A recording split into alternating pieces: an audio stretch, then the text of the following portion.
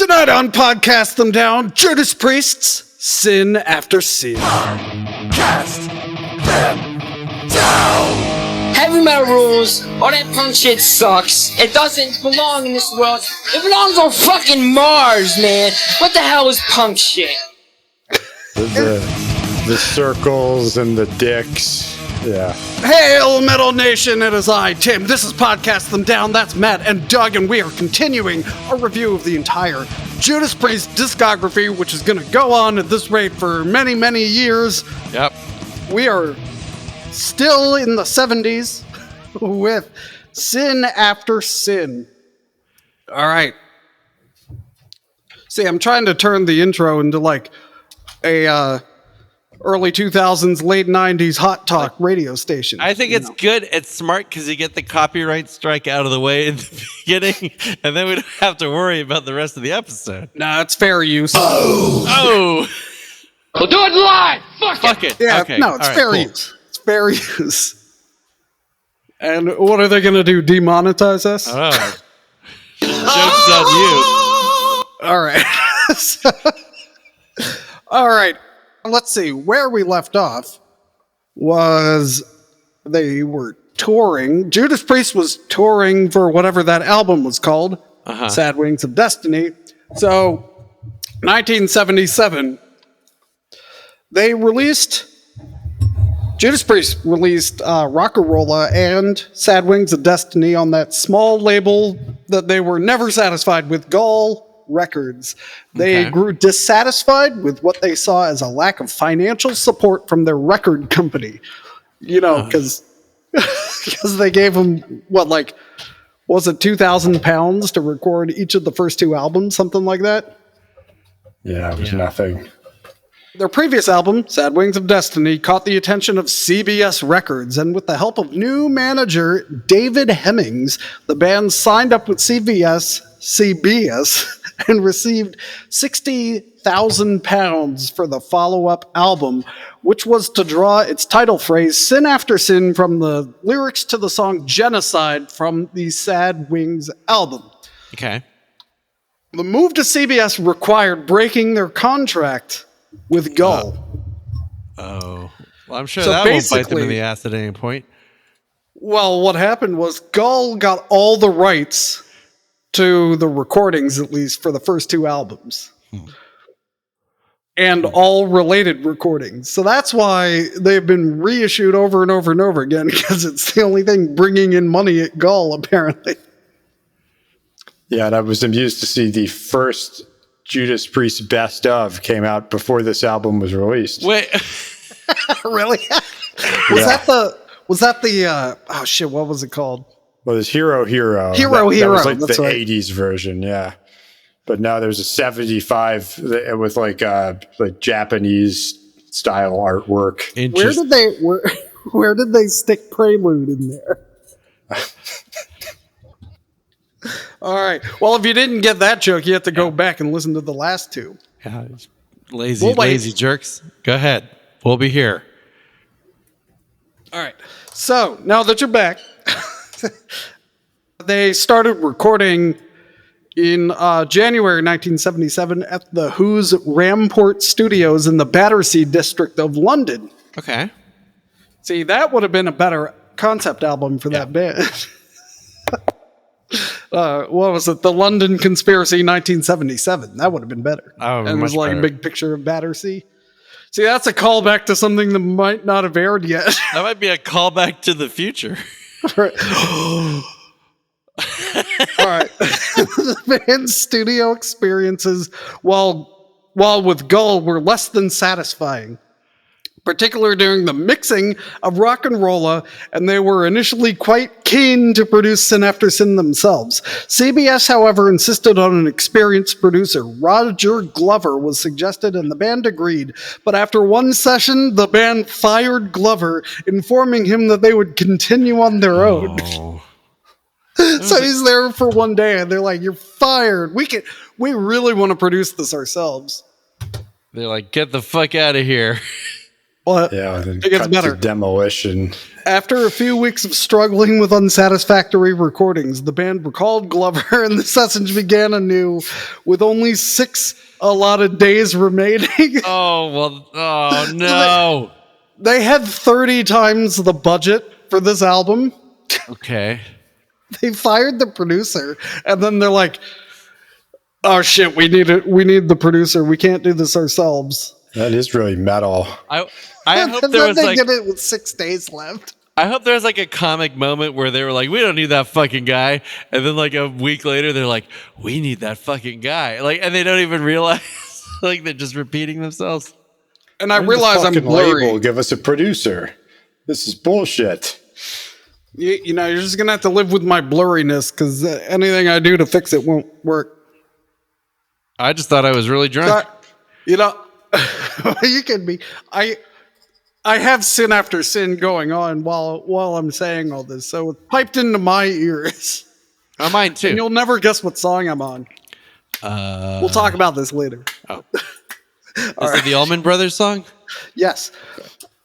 It was also during this period that the band parted ways with drummer Alan Moore, feeling that his technique was too limited for their evolving sound. Session drummer Simon Phillips was brought in to finish the sessions. The album includes a cover of the Joan Baez song Diamonds and Rust, which we talked about a bit before. Okay. A decision which was encouraged by Glover in the interest of adding a track with commercial potential. It's like, you guys are making a great art record, but we gotta sell this thing. Okay. Indeed, Diamonds and Rust was the first song by Judas Priest to receive radio airplay, and Baez herself reportedly enjoyed the cover. Hey, it worked.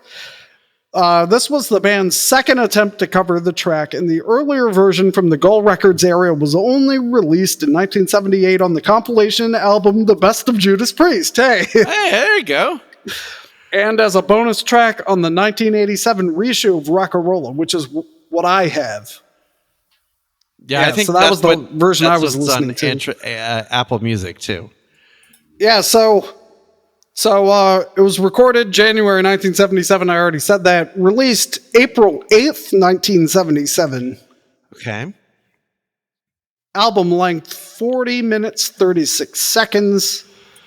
Roger Glover, Judas Priest produced it. And this says it's on Columbia Records, which it's CBS is the Columbia Broadcasting System. I understand it's the same company, but they say CBS and Columbia. Just which is it? It's Columbia. All right. So the lineup. Hang on, I'm looking for something. I wanted to have this. There it is. I need to make this a different color. All right. Okay. On vocals, Rob Halford. I jump his bones. KK Downing on guitars, Glenn Tipton on guitars, piano on Here Come the Tears, arrangements on Diamonds and Rust, and organ on Let Us Pray. Ian Hill on bass and Simon Phillips on drums and percussion, credited as special thanks to. Okay. And then, It's more than their keyboardist get. and then Wikipedia lists additional musicians, Okay. but those were later recording sessions. It's not the album. Roger Glover, by the way, was the Deep Purple bassist. Yeah. Yep. And so he produced it along with Judas Priest, engineered by Mark Dodson, who did Sin After Sin, Defenders of the Faith, and he did stuff for Udo, Accept, Anthrax, Metal Church, Prong, and more. Same artist, Rajla Zybo. Oh, And one day I'll learn how to pronounce that well. Yeah, and this guy is actually, he did 2 of their most iconic covers, and he's just a CBS Records, Just some guy. art guy. He just works for CBS. But this is a Egyptianate mausoleum in a London cemetery Okay. by a relatively famous guy from the 80s or early 1900s. 1898. Could be. All the pieces fit. it is not in a endless lake though, and there's not the weird lady with the high heels and then swamp thing. Like I think they added that. Man, nothing cool ever happens. Okay. So, you want to do the track list? Yeah. Yeah, let's go through the songs. All right, it opens side 1 with Sinner. All right, so before we even start anything, KK, for KK's Priest, let's jump forward to now. He keeps referring to himself as the Sinner, Right. right? So, like, Sermons of the Sinner. What's the other album? Anyway. Then The Sinner Rides Again or something? Yeah, something Yeah, like that's that. it. Well, the writers credited on Sinner are Rob Halford and Glenn Tipton, and not KK Downing. Wait. I thought this was like the whole prequel to his whole fucking gimmick.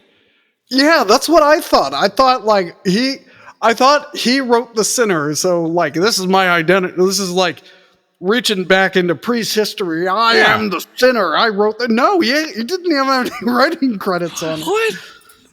Yeah, so it's just further proof that KK is out of his mind. But the band is good. Oh, and by the way, they're playing here on Tuesday, Oh, nice. but it's like $50. Oh, that's not nice. And compared to Judas Priest, the cheapest tickets I could find so far are $172. That's 3 KK Downing tickets. I still don't want to go to KK Downing. That does seem about right, though. Yeah. Isn't it like LA Guns or something opening? Yeah, LA Guns and some other band. Oh, Seven Spires, I think. That'll come up again on another episode that either has aired or will air. Okay. It'll make sense. It'll all make sense one of these days. All right, Sinner. So, Sinner is getting closer to the classic Judas Priest sound. Okay. You know, like you can hear the whole you can hear the whole progression of Judas Priest getting heavier and metaler, you know. However, there's something that bugs me about the guitar tone on this album because it's a lot darker Yeah. than the previous 2 albums. And it took several listens to kind of get used to, because if you listen to it straight back to back with Sad Wings of Destiny, now maybe I have a remaster or something, it was just like, oh, they've neutered the guitars. You know, there's no edge to them. Yeah. I think it's the Roger Glover a bit, probably.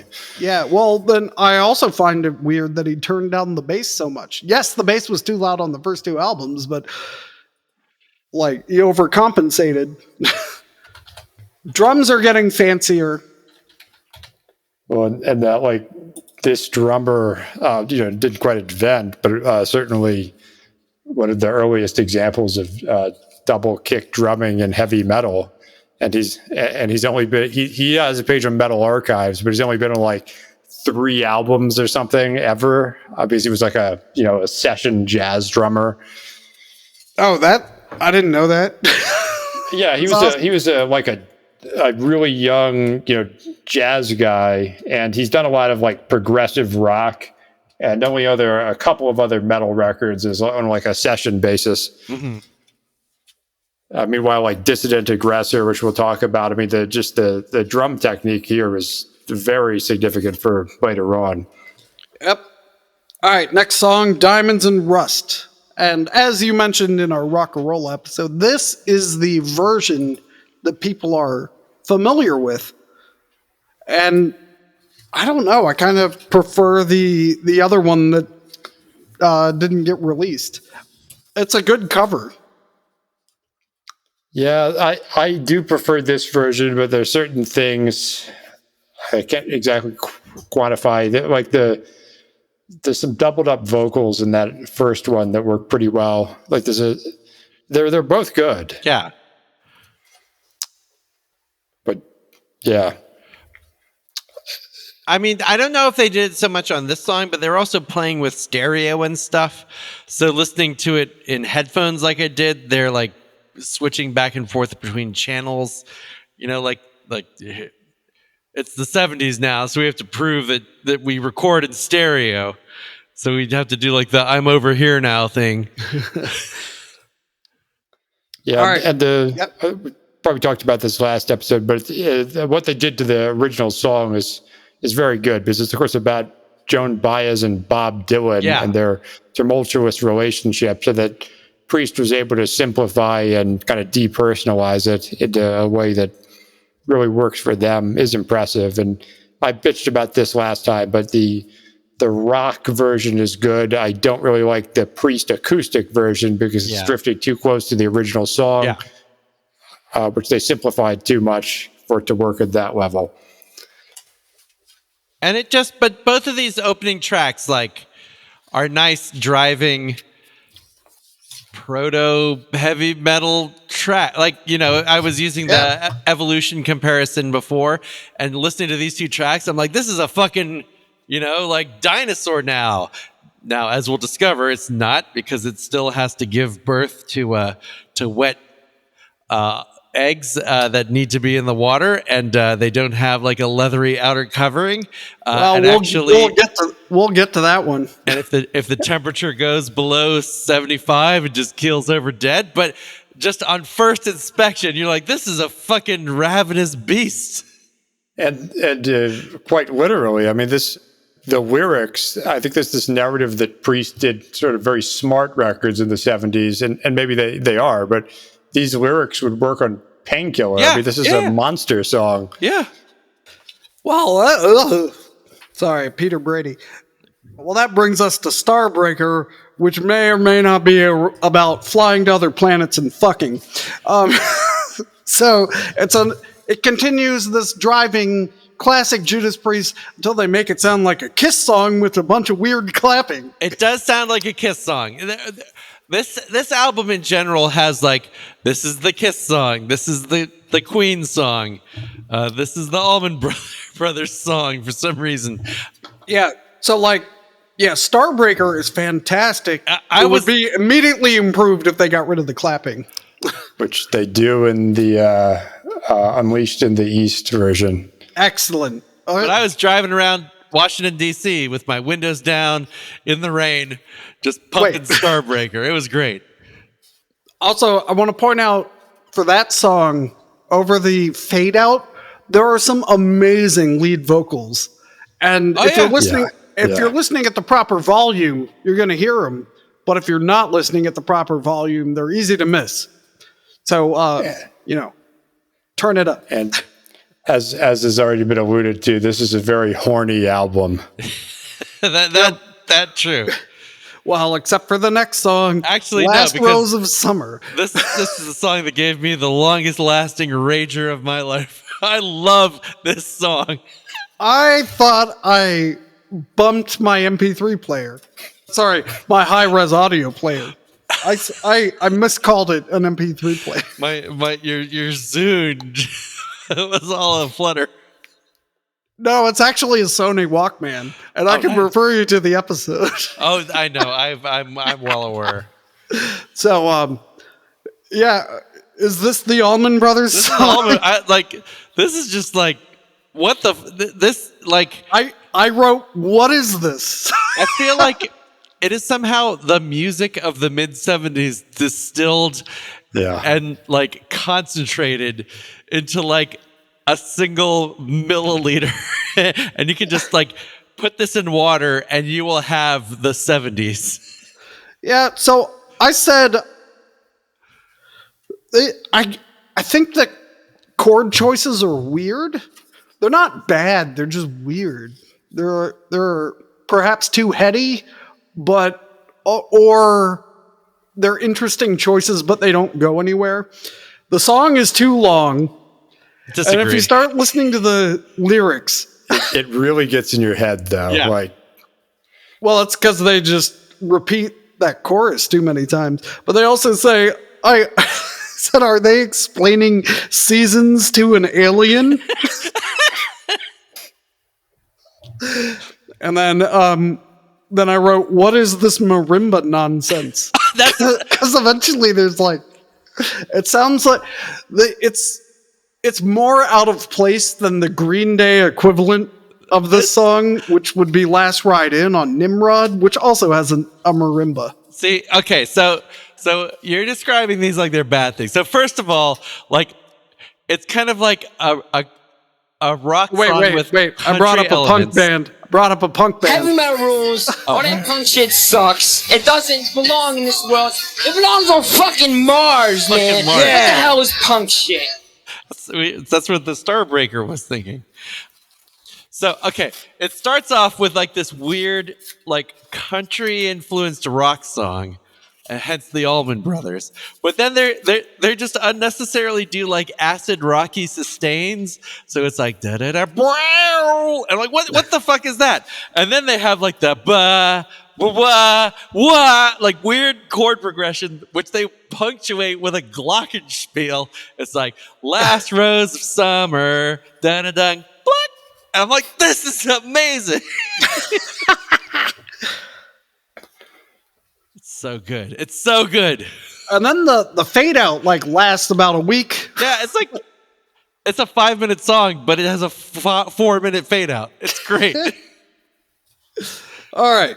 So, wait. I lost. I wanted to look up real quick who wrote that. Last Rose of Summer, the same pair who wrote Sinner, Halford and Tipton.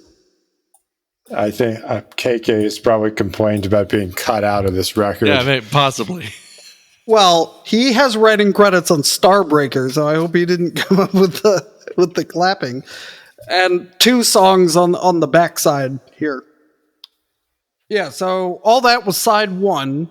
Okay. So then side 2 starts with "Let Us Pray" / "Call for the Priest." However, on my MP3 player, my Sony Walkman high-res audio player. Yep. By the way, I tend to do things at 44:16. Okay. Because I'm ripping the CD.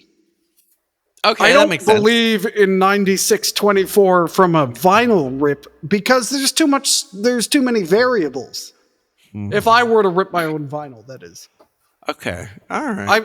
If I had a clean room and could vibrationally isolate my turntable, then it'd be worth it. Don't you mean when you have a clean room? When I have a clean room, I will update my FLAC rips to 9624. Yes. Why stop at 96? Maybe 192. To put that in my studio blueprint. All right.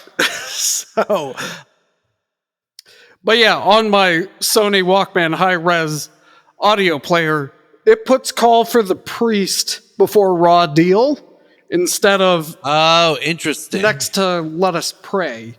And I can't really tell where that division is. So what is "Call for the Priest"? That's my question. I thought it was the titular. I thought that was like the titular Let song. Us Pray is the introduction, and "Call to the Priest" is the song. But it's reversed on some versions, and they corrected it in 2001. But it wouldn't surprise me if that was uncorrected in future releases. Okay. It's meant to be. I think Metal Archives has it right. Well, no, it has it combined at 6:14. But "Let Us Pray" is the first part, and then "Call to the Priest" is the second. Okay. Well, this song, whatever you want to call it, it sounds like the one riff that every new wave of British heavy metal band has taken and used ad nauseum. Ba-da-da-da-da, ba-da-da-da-da, ba-da-da-da-da. It's like the blues scale or the pentatonic. They got the double stops with the inverted power chords. Yeah, this whole thing is just very new wave of British heavy metal. And this is the first track where I noticed the double kick as well. It's certainly. It might have been before, but this is where it first jumps out at me. Well, and the lyrics are very well. The pressure's too much. I peaked last night. Yeah, Gotta you did. get me a quick release. City standing on my shoulders. My body's going piece by piece. You know what I want, and I know where to Slayer get it. too. And then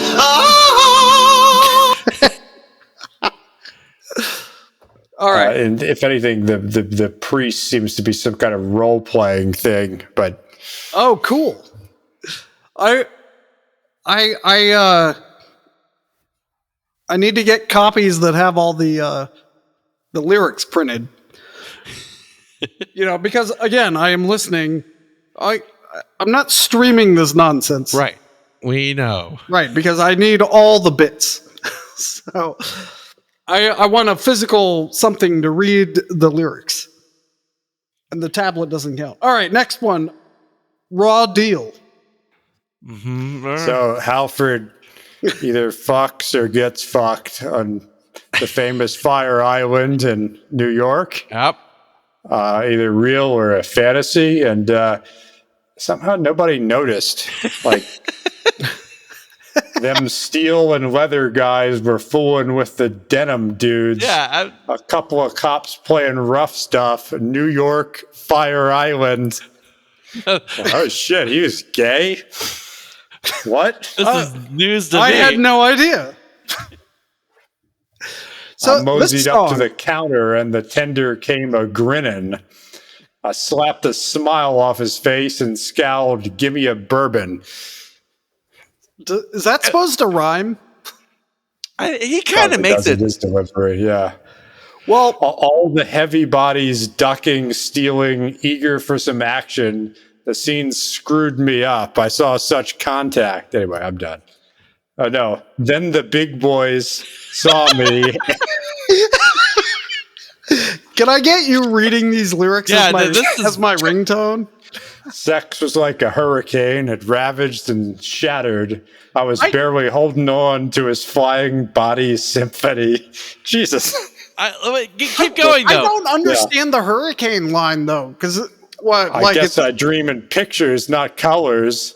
The true free expression I demand is human rights, right? It's like, yeah. So I that's- hate my that life. kind of I am lyric- an actor. Yeah, it's like I feel like those were leftover lyrics from something else because it's about him going to a gay bar and picking up a dude, and then it takes this random political left turn. well, this is him as a closeted gay yeah, man. it does. Yeah, I agree, coming out. Yeah, but the it's song just like 1977. just I feel like that should be its own song, or Well, mix it into the story better because like so he goes from well, he's having the sexual experience and it's very human, and then that makes him feel. Yeah. Why do I feel guilty? Why am I forced to not be myself? Yeah. I we want get you it. to feel like yourself, Rob Halford. But like how. I do think his sexuality is a bit of an open secret, as I understand. And, I wasn't there, but in the coastal areas, Los Angeles to San Francisco. But like, you can't be more clear. Like, how dense are metalheads? Well, we should be a little more. If you think all of music at this point, like Elton John, like there's just people just making obviously gay songs that the Village People. Yeah, Like you're right. Like and the duality was part of the appeal Yeah. to everyone. It's Yeah. like Liberace in the 50s. Yeah. Like everyone knew what this was about. See, But I think you're giving them too much credit. I think people are that fucking stupid. no, I think it's both. I think there's people in Arkansas going, yeah, I rock that song Raw Deal. I'm an actor too. No, and then Woody, and then he shows up on the MTV interview saying things about Rob Halford, like in the 90s when he comes out. I have no idea. But Tim, I feel like maybe they thought the protagonist was a woman, and that's Yeah, he's singing The from a song woman's works. point of view. That still doesn't work because the denim dudes and the leather. What was it? She's turned on by men Turned on the- going at it. by the big boys. But Tim, I feel like it's exactly the same thing. Like, there were the people who knew what was going on, and then there were the people who were like, I liked Rage Against the Machine before they got all political. I mean, like, that's what this is. But I feel like I can't think of any Judas Priest fan who wouldn't have known. I jump his bones. Yeah. For those who don't know, the preceding question was, what would you do if Rob Halford walked by right now? I jump his bones. I jump his bones. And the other thing is she was wearing the bandana, which Halford does too. Oh, right. Yeah. And it all depends on the city kind of, or the region, what that means. But yeah, that presumably meant something to Halford. She bought more than she bargained for. So, all right. So back to the music and not just the lyrics. That song is like, it's oddly mid-tempo, Yeah. which they don't do too much. And I think they were trying to make it sound like sleazy. Yeah. It's like a street fight music. Yeah. Yeah, it's odd for Judas Priest. It's a good song. It's a great, and like, even though it kind of has this like, But yeah, driving- it's got the Sabbathy vibe, and Yeah, again, new yeah. wave of British heavy metal as well, like kind of mixed in as well. And a bit of rock and roll bluesiness is Yeah, back. but there's like screamy vocals and things. It's an interesting. This is like another like weird amphibian. Like, oh, it's a dinosaur. I'm like, well, now it's swimming, and it's been down there for a long time. Well, I got to say, I'm so appreciative of us doing this because this is one of those albums where you remember 2 or 3 songs, but it's like then you got Stained Class next, you have Sad Wings of Destiny before, and I sort of remember weird 70s stuff, but you listen to this 4 or 5 times, it just unlocks. Like every song on this record is great. Yeah, Except for Last Rose of Summer. especially Last Rose of Summer. Yeah, especially. All right, next. Here Come the Tears. From the title, I was expecting to hate this, but I think this is a better ballad, obviously, than Last Rose of Summer. This is heavy. It starts like, I bet this works with modern guitar tones. Oh, I don't sure. think it works as well with the guitar tone on the album. But it starts like super quiet. Is this and the melancholy. first like melancholic metal ballad? It might be. Like, this is definitely like, I feel like another like genre defining cut. Like, and they weren't kind of like, I don't think they set out to define a genre doing this, but it just sort of became like, this is how you do a heavy metal ballad. And I do think this era of Priest is kind of influential on, gothic doom metal and all in a way that is underappreciated.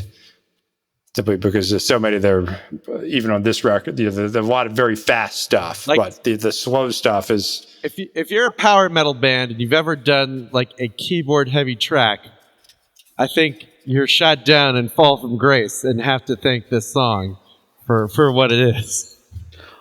I am thanking all their songs. You can buy Burning Shadows CDs at burningshadows.bandcamp.com. I wrote on here unusually doomy, so I think we picked up on the same thing, Doug. The only weird thing about this song is there's an inflection on his voice where he does this like, and this is how I wrote it in my notes. That's what it is. So That's how people can tell you're an acoustic engineer.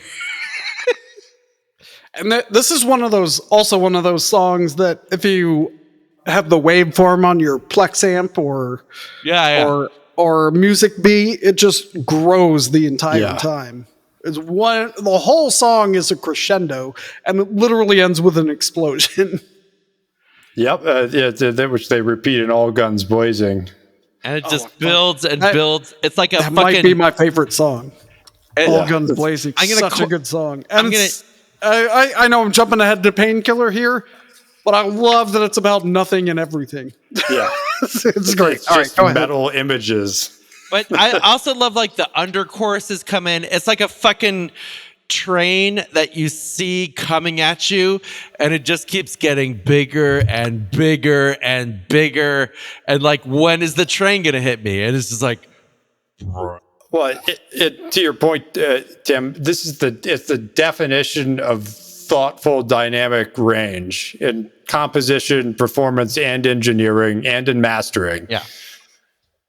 Yeah, if only they had more gain on the guitars. But it was 1977. That wasn't, it hadn't been established as the only practice you could do.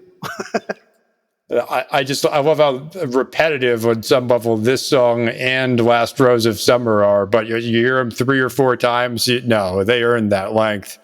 All right, and then closing out, side 2. Dissident Aggressor. Fuck yes.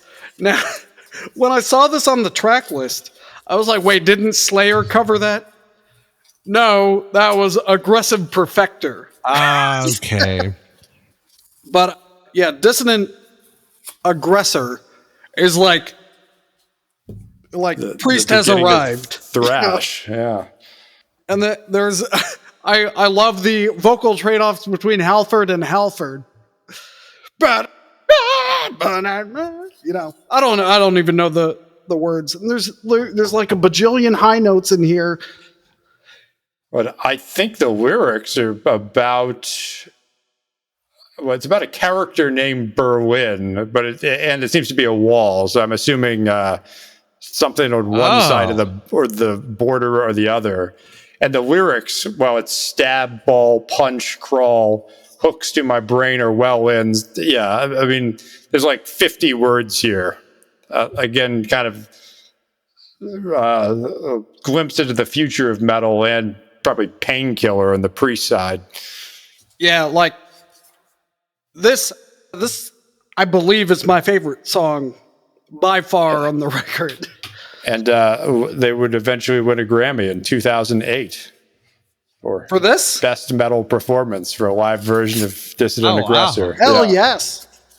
I would love to see the live version of this because I want to see Halford do those like 2-octave jumps that easy to do in the studio. Speaking of live stuff, Judas Priest's YouTube channel has stuff from Live Vengeance 82, where they do live versions of Sinner and Diamonds and Rust. And you can just imagine, definitely by 1982, but these songs, it's one of those things where maybe they didn't capture it as well in the studio as it happens on stage, but I highly recommend you check out Sinner from Live Vengeance 82 because it's so powerful. And I think like Unleashed in the East is like the coda or whatever. It's like the capstone of the early metal, the metal you see evolving, because they do take a lot of these songs and perform them much more metal on that record. Like they strip out the prog, speed some of them up, drumming more pronounced, including Sinner and Distant Aggressor. Like that's an amazing live album. You can tell the drums have leveled up on this album. Well, he was too busy thinking about comic book ideas. That's not his fault. He had stories to tell, including From Hell, a graphic novel about Jack the Ripper. All the pieces connect. We're not even going to remember what we're making Yeah, we fun have of. no idea what we're talking about. All right. Where do you want to guess where this album landed on the UK albums chart? I'm going to guess top 20. I bet still pretty low. 50. Let's go by Price is Right rules, which means that Matt, you are wrong. It was 23. So close. It was damn 23 in the UK. Doug. It didn't even chart. Well, shit. Yeah. It didn't even chart in the United States. Well, yeah, that's At home, they also faced a somewhat hostile reception or were outright ignored by music press, which was at that time heavily focused on Punk. Heavy metal rules. All that punk shit sucks. Yeah, It that's doesn't right. belong in this world. It belongs on fucking it Mars, belongs on man. fucking What the hell Mars. is punk shit? Yeah, so punk was huge in the late 70s in Britain because he had all those bands going, we don't want to learn how to play guitar. So when did the Ramones really take off in the US? Because I want to say that was later. that was like 80, right? yeah, like 79, 80. Yeah, so they got ignored by the press. Well, and there's a populist rant. All the socially unacceptable or undesirable behavior of metal is as or worse in punk. But insert left-wing politics and big city people, and Rolling Stone. The whole world has always been accepting of that, and has always been dismissive of metal. And fuck that. It's ridiculous what bands are in the Rock and Roll Hall of Fame. Right. Oh God, Yeah. The Rolling Stones set, and how long it's taken for Sabbath, Priest, Metallica. Like, they're starting to get in there, but yeah. But after like decades of browbeating them into, you put Dolly Parton in there, why the hell isn't Judas Priest in Yeah. there? Yeah, Eminem, yeah. He's not even rock. What the fuck? All right. So, okay, Rock and Roll High School is 1979, which is kind of their cross, like outside of the underground, like I'm a punk kid to like people who aren't into punk know who they are. Blitzkrieg Bop? Blitzkrieg Bop. It doesn't actually matter. Yeah. It belongs on fucking Mars, man. 1976. All right. 1976. Oh. All right. Sin After Sin was the final Judas Priest album to feature their gothic cursive font logo. I like how they say that as if it's been on a lot of them. It's been on 2 of them. So they had 2 albums with the old English font. The next one will have the font we know and love today. The mausoleum depicted on, I think you already said this. Yep, you did. All right. We can skip that one. Session drummer Simon Phillips. So, they have special thanks to the drummer. Well, he had commitments to another band, so he declined to join Judas Priest as a permanent member. As a result, Les Binks was hired for the subsequent tour. His band was called, before he was in Judas Priest, Fancy. Well, that's fancy. An acquaintance of producer Glover, Binks was able to play double bass and was one of the few drummers who could replicate Phillips's drum parts live. So that's how Interesting. Les Okay. Binks got involved. So he was their drummer for a while after this. A live tape from their headlining show in Croydon on May 1st, 1977, shows that all of the album songs except one, Last Rose of Summer, were played on the 1977 tour. Raw Deal and Here Come the Tears were only played at headlining shows. We'll get to that, how many times they actually played it, at least according to setlist.fm. They were retired after the tour. So they haven't played Raw Deal or Here Come the Tears since the 70s. Wow. Let Us Pray, Call for the Priest was also played a few times in 78. Sinner and Diamonds and Rust became regulars on future set lists. We talked about this already, but Raw Deal is widely believed to be a gay rights song. Clearly about What? a dude going to a gay bar. That's Widely a little believed. ambiguous. I don't know. Maybe. With major label support, Sin After Sin marked Judas Priest's first ever opportunity to tour the United States, where they served as the opening act for REO Speedwagon and Foreigner. Could you imagine following Judas Priest? That's an amazing. Foreigner comes out, they're like, Hi guys, we're all right, Foreigner. we're just gonna get off stage now. I find it amazing that any American in the heartland would buy a ticket to see a band called Foreigner. That's a different time. Good point. All right. Though it will take several years, Sin After Sin is the first of 11 consecutive Judas Priest albums to be certified gold or higher by the RIAA. So this is the first one. Because it's lifetime sales. So it took a while, but it got there. So Rock and Rolla never. I love that you still don't call it by its real name. Oh, that's his real name, baby. Where the fuck did my...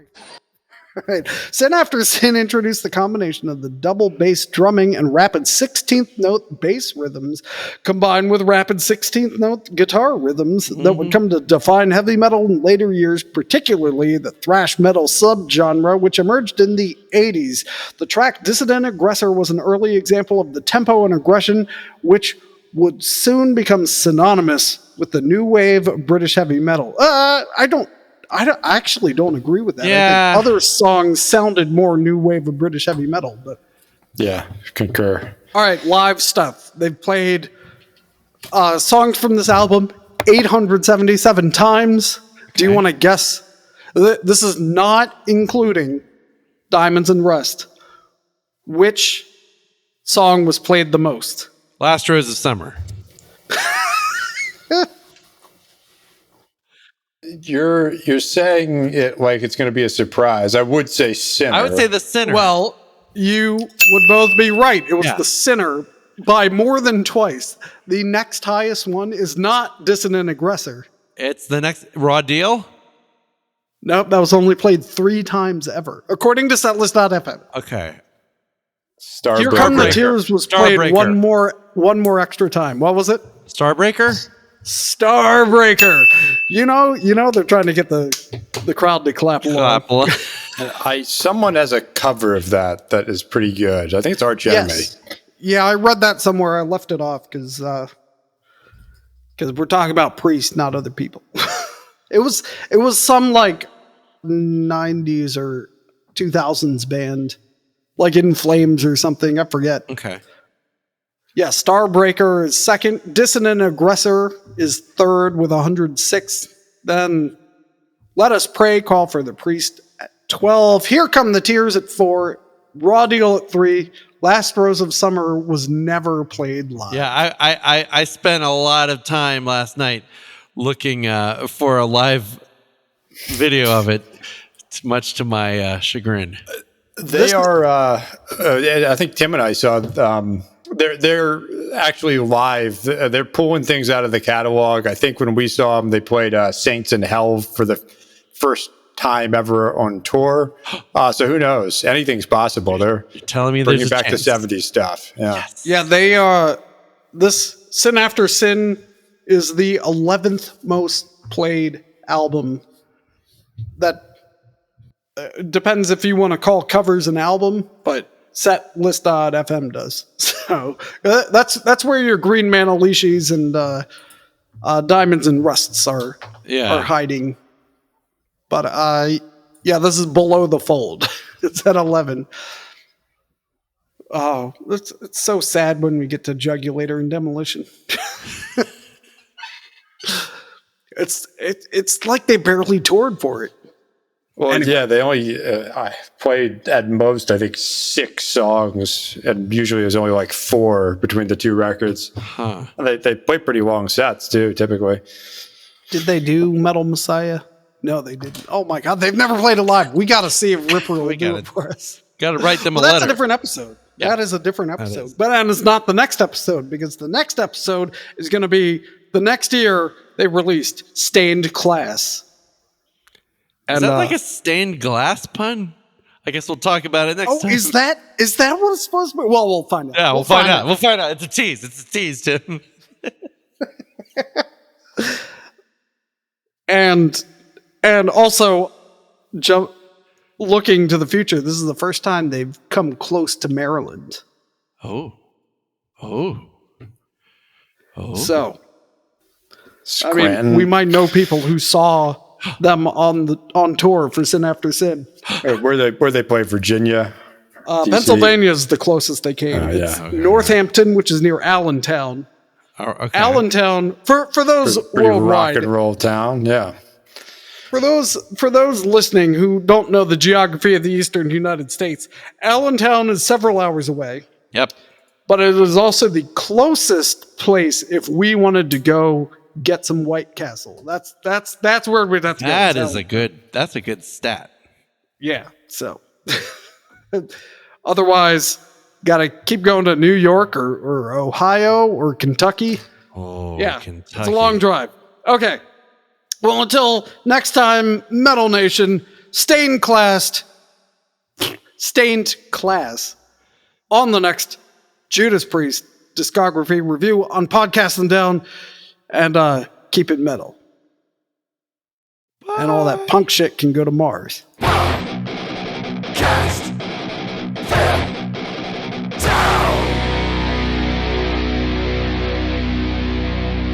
I wonder if Raw Deal inspired anyone to go to Fire Island and whether they understood what they saw. Hey, you know what? We got a great big banner that says Timmy loved Judas Priest.